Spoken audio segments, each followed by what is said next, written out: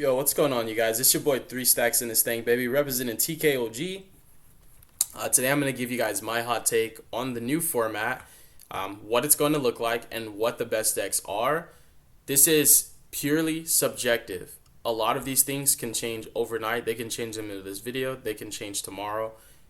Representation and results are the determining factors for me. I cannot be biased, so this is not very opinionated. It's more fact-based. My opinions are simply on how well positioned I think the decks are going to be in the future, because as of right now, the ban list just dropped. No new events have happened. So this hot take is going to be based on information that we acquired previously, and we're going to utilize that to make educated and informed decisions to kind of telegraph what the future looks like. Now, not everything got addressed on the ban list. We know this. Enough got addressed for us to say that they did something. So that's nice. That's cool. Do I think the format's going to change? Yes, but not the way that we wanted it to. It looks like to me that it's going to be very similar, if not worse, in fact. As far as anybody who wanted Snake Eyes to just be gone and wanted Tenpai to just be done, and for everybody that wanted Yubel to go away, it's not happening. So this is the top 10 best decks. If you like this kind of content, don't forget to subscribe. It is free. It's easy to do. It's a click of a button. If you plan on watching my content in the future, tell your friends about it. Help me grow. Help your boy eat. Feed my family. Let's get started. So the top 3 best decks, I think, more than likely, based on representation and results, are probably still going to be Snake Eye, Tenpai, and Yubel. Now, this is interchangeable. I hope that this does change. I really want to see like Momento and Ritual Beast and Branded and like White Forest do better. I want to see like underdog decks perform better. I have obviously a bias that I'm just going to evict my bias right now. I'm not going to be biased in any decisions I make, but I want to see the underdogs perform better.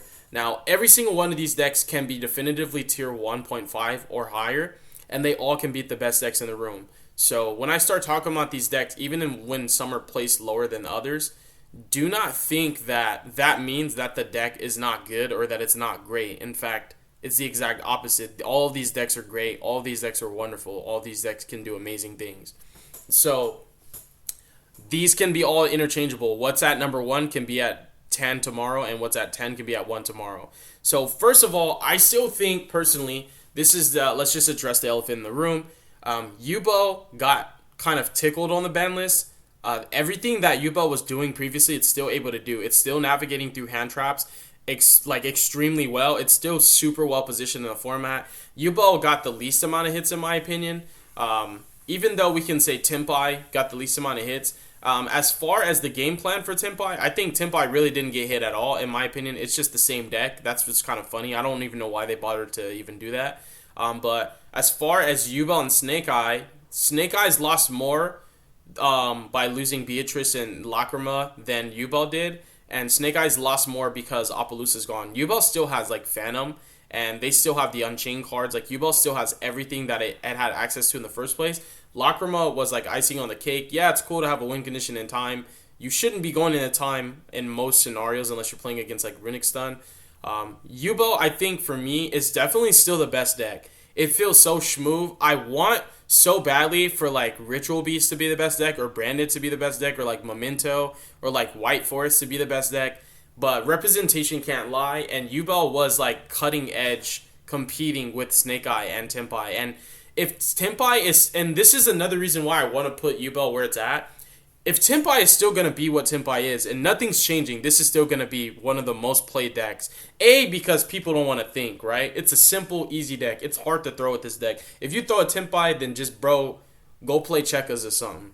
But in real life, Yubel to me is like the bane to the existence of Tenpai. It's the worst matchup for Tenpai. So as long as Tenpai is one of the best decks, if not the best deck to a lot of people, Yubel is going to be one of the best decks simply because it is inherently like an anti-meta / meta pick. Yubel's inboards don't change. I wasn't even inning on Appaloosa anyways, so for me, Appaloosa is not even in my list currently. I've been playing the Silhouette Rabbit with the Silhouette Trick Trap for like another Omni Negate layered interaction. I just thought the Silhouette Trap like helped to insulate Dark Ruler better. Like I would have an Omni Negate plus like a Speller Trap pop, you know, and that was to me was better than Appaloosa. Appaloosa felt redundant in my Yubel deck. I had good coverage for monster effects anyways, and I had like spot removal with Rage.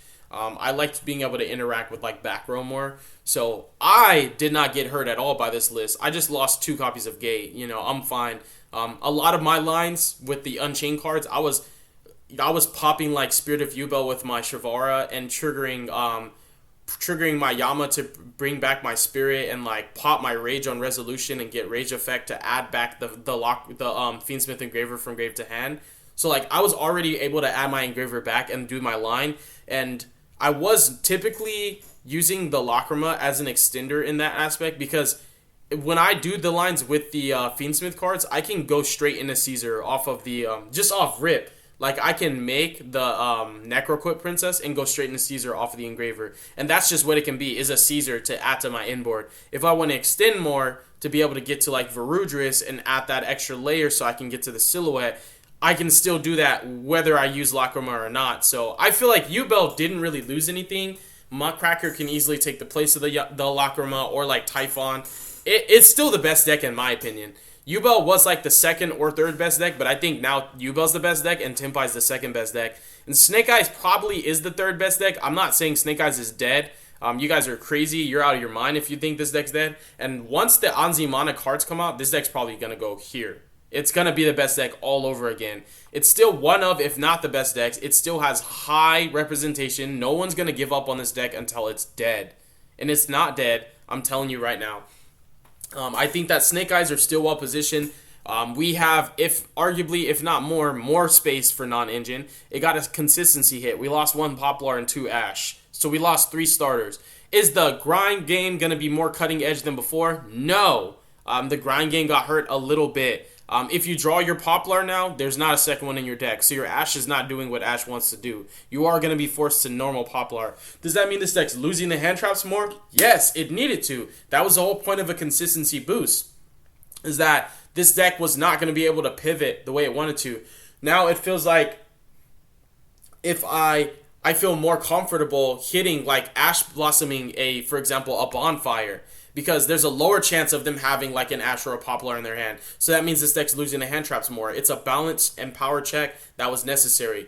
Do I feel more comfortable hand trapping a Beckoning Beast? Because now there's lower likelihood of them having an opening in their hand? Yes. I feel way more comfortable hand trapping Beckoning Beast now. In Tenpai, nothing changed. Like literally field spell to 1. What were they even thinking, bro? Next up in 4th place, I want to put Runic Stun. I hate this deck so much. It's so stupid. But unfortunately, Runic Stun is just so freaking good, bro. It's just way too good. It really is. Everyone's doing preparation for combo decks in Tenpai. No one wants to get puppet locked and FDK'd. And this deck just doesn't care about hand traps. That's a problem. Like Runic Stun is like it's a problem for the format. Like skill drains at 1, boohoo, Synchro Zone. You know, like this deck is just really, really nice. Do I like it? No. Do I wish it wasn't in the top 10? Yes, but Runic Stun is very, very powerful for a multitude of reasons. Runic's not really going anywhere. Fountain's at 2. Nothing else changed. Like, this deck is just scary. I don't want to play against this deck ever. I want this deck to go away. In number 5, I have White Forest and all the variants. I feel very confident putting White Forest in where it's at. This is one of the coolest decks that's came out, and it feels like it's the most unexplored. It has too much untapped potential. It's not solved to me. There's just too many unexploited avenues to kind of take advantage of with this deck. It just has so many variants. To me, like the toy variant's correct, the Runic variant's correct, the pure variant's correct. There's just too many ways to play the deck, and there's more to discover in the future. And this deck has some of the nastiest inboards I've seen. When I've watched White Forest in action and played it, it feels so good. It feels so clean. It has an insane level extension, an insane level of recovery. It has like an infinite grind game, and it plays through so many hand traps. It's not even fair, bro. Like, I think White Forest really is crazy good. Like, if you guys think that White Forest is not like that deck, you guys are tripping, bro. It could arguably be in 4th if we take into account that Runic White Forest has such good representation right now. I want to say that Runic Stun is just People don't want to think, bro, and honestly, that's what makes Runic Stun so popular. It shouldn't be getting the results that it's getting, and I don't like that Runic Stun is represented right now, but it is what it is. And number 5, I do have Runic White Forest. Next up, I have Ritual Beast. So, like, Ritual Beast, Branded, and Memento. These 3 decks are, like, super interchangeable in this slot. And number 6, I am biased. I want to put Branded in, like, first or second, but the thing with all these decks is there's a huge learning curve to them. The skill gap, the difference in the skill gap when it comes to playing these decks and piloting them, these are the most rewarding decks to play right now. I want to say, like, these 4 are like these. And, like, of course, Labyrinth is super rewarding to play, but the way people are playing it now, I don't agree with. It takes away, like, a lot of the fun. And Labyrinth essentially is being played like Runic Stun right now. Do I think Labyrinth's a bad deck? I love this deck. It's one of my favorite decks. It is really, really strong. But right now, like, these decks are really difficult to pilot. And so it makes them more rewarding to play, but less ideal and less alluring, less attractive to the average player that doesn't want to think that much. It's crazy that this is such a strategic card game, and it should involve a lot of mentally stimulating activity. However, we want to play Yu-Gi-Oh!, but we don't want to read, and we don't want to think. So that's why Runic Stun is a problem right now. So I want to say Ritual Beast should be in a higher position. I'm comfortable at putting it where it's at, though, in number 6. Runic Stun should be, like, out of here. I'm just going to say it one more time. That's it. But yeah, Ritual Beast is really, really powerful. Yes, we know Shifter and Protos are definitive win conditions. But what I like about, like, Ritual Beast, Memento, Branded, and White Force is they use different tools to assemble their inboard, and their win conditions are totally different. These decks have alternate win cons that are kind of apprehensive and a little bit annoying because sometimes you just can't do anything about it. Like, if you're on board breakers, you're going to have a hard time dealing with, for example, Branded, for example, Memento, for example, Ritual Beast, and also White Forest. Like, if you're on board breakers, these decks have very comfortable and, like, I want to say that the win conditions that they have to secure the back through board breakers is so strong that it makes me feel like board breakers are just not it right now as long as these decks exist. So these are decks that you want to hand trap, but that brings us to the problem where, like, these decks play through hand traps so well that they make you feel like you should just be on board breakers, but then they have win conditions against board breakers. So, like, these 4 right here, I have high hopes for all 4 of these decks. I want them to do way better than they're doing right now. Ritual Beast is very difficult to navigate. The matchup is difficult to navigate. If the person is a good pilot, you're going to struggle with this deck. This is just one of those decks where you hate getting paired against it. It's really good. It's super strong. The high roll hands feel like insane, like godly. Like, it's just not fair. Ritual Beast has good results to back it up too, so I'm comfortable putting it there. In number 7, we have Branded. Branded Fusion is at 1. Does it change anything? No, it changes absolutely nothing. Branded is the same deck. Nothing changed. If you guys think this deck's dead, you're smoking crack, bro. You're coping. If you think it's dead, it's because you want it to be dead. There's nothing changing about this deck. If you guys watch my videos, I'll teach you the infinite Tsukiyomi so that you can infinitely loop your Branded Fusion. Like, you don't lose anything with this deck. It's a consistency hit, a small consistency hit, similar to putting Sangan Summoning to 1. Like, the card is still oppressive and it still exists. Like, Snake Eye Ash is still real, Poplar is still real. Like, in my opinion, if you wanted to address Snake Eye, you should have hit Flamberge. Ban Flamberge, and now these cards automatically really lose almost all their value. I feel like Flamberge was the problem, but of course they want it to still be playable because they want to sell their product. The Anzi Mana cards are coming out soon. So yeah, I think Branded is comfortable as a number 7. Representation and results are the determining factors. They have influenced my decisions to place these decks in positions where I feel like this is a prodigious deck. I think that it should be higher, but it takes a really good pilot for Branded, and like 80% of the people playing this deck just don't know what they're doing. So they make it look worse than it is. Everything that this deck has at its disposal is ridiculous. The Puppet Lock, infinite loops, so many like ways to checkmate with Mirror Jade, Rinbrum interactions with Albaz, Dracosipilia, Guardian Chimera. Branded Loss is a broken card. Mercurius kind of insane. It can play through a multitude of hand traps. I played through 4+ hand traps with Branded. I've broken through Appaloosa, SP, Desiree boards with Branded. I mean, dude, this deck is just nice. The deck's really, really nice, bro. Like, nothing's changing for Branded, and I'm grateful that Branded still has a home. And one thing with Branded is it always is well positioned every format. It feels like this deck just gets its way when it shouldn't be getting its way. I really, really, really like Branded a lot. I think it's a strong deck. And similar to Momento, this is a really strong deck that requires a skilled pilot. But Momento, I feel like is just like Memento and Ritual Beast and like White Forest. I'm really excited to see how the future like unravels for these decks, because these decks have more untapped potential than the other decks on this list. Every other deck on this list feel very solved, but these three, I think there's more to it than what we're seeing right now. Like the surface level isn't enough. There's more to exploit with Memento. There's just so many avenues that we just need to explore all of them, bro. Memento's crazy good. It plays through so many interruptions and hand traps.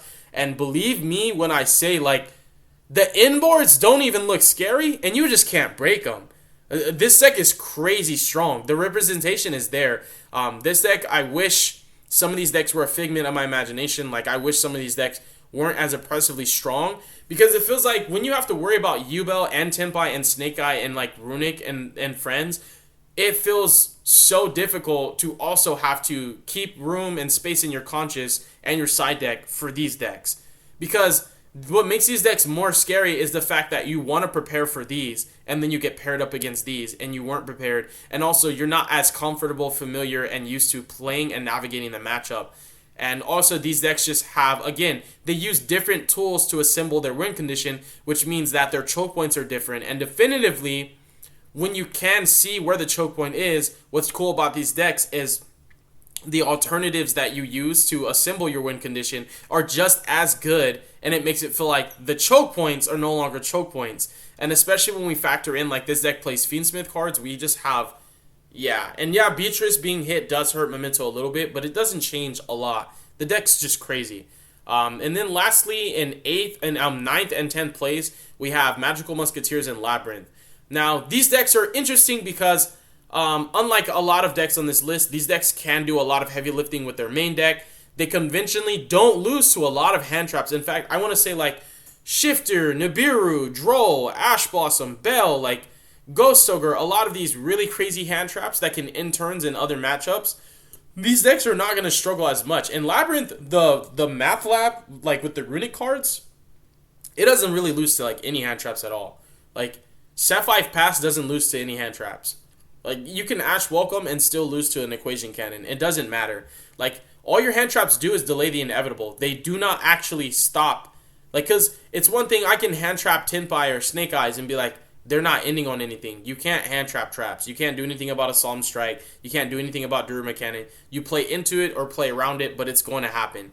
So Labyrinth to me is in a really comfortable, clean spot, because as long as we're not in a board breaker format, this deck will always thrive. And the variants, Fiendsmith, Unchained, and Math Lab are all really strong alternatives, and you can't go wrong. Labyrinth has win conditions to checkmate every matchup. There's a normal trap for every single like situation, whether Different Dimension Grounds, D-Barrier, any of the virus cards. I mean, there's a cute normal trap. This came off the ban list. This deck is just crazy good. It's super skillful. I love Labyrinth a lot. Magical Musketeers, very similar. Very diverse toolbox.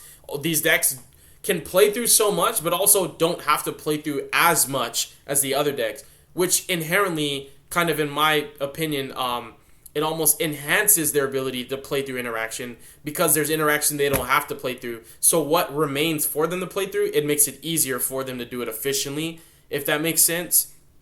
Muskets did get a little hit with Lacrima being banned. However, they're still actually able to end on their standard inboard. They're still able to play comfortably going first and going second. It's interesting that this is a going second deck that can comfortably end on 5-6 plus interruptions going first. So it's very balanced in that aspect. It's very consistent. It's able to deal with the established boards so well with cards like Dancing Needles, Cross Domination, Desperado, and Last Stand. That's a toolbox. You can diversely interact with everything that like your opponent can throw at you. And Dancing Needle just checkmates follow-up. So I think this deck's really strong still. Don't be surprised when you see like a lot of Muskets running around and like a lot of Memento. I think Musket and Memento are probably still going to be highly represented. Lab is one of those decks kind of like Runic Stun. You hate playing against it, but you have to respect the matchup. So that's going to be my hot take. That's the top 10 best decks. Honorable mentions go to Fiendsmith Engraver and also Voiceless. Don't be surprised when you see this deck come right back into the format. We will be talking about it soon. Thank you so much. God bless you guys. Make good choices. Deuces as well.